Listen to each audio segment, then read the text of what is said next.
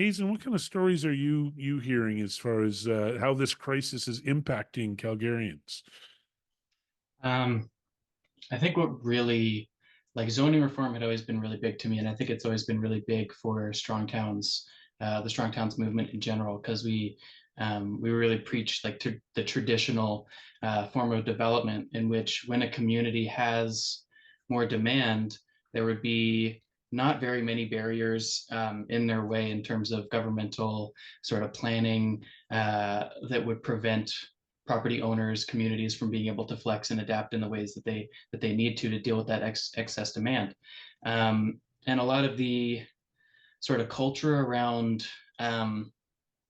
ownership and just having like this asset that grows over time, I think has produced this culture, the systemic culture where we want to keep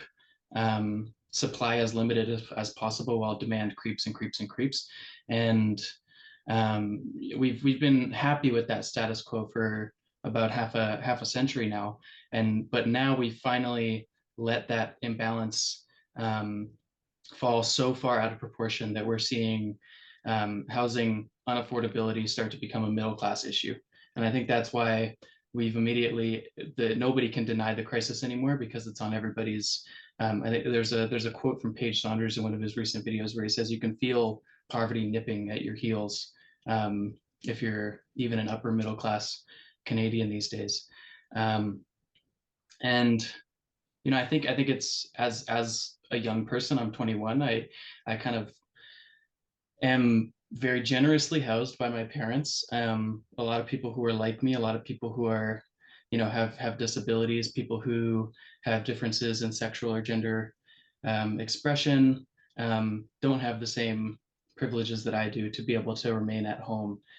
in my situation, especially in a city where those sorts of people are very are not safe on a daily basis a lot of the time. And I think it's become very, very terrifying and very scary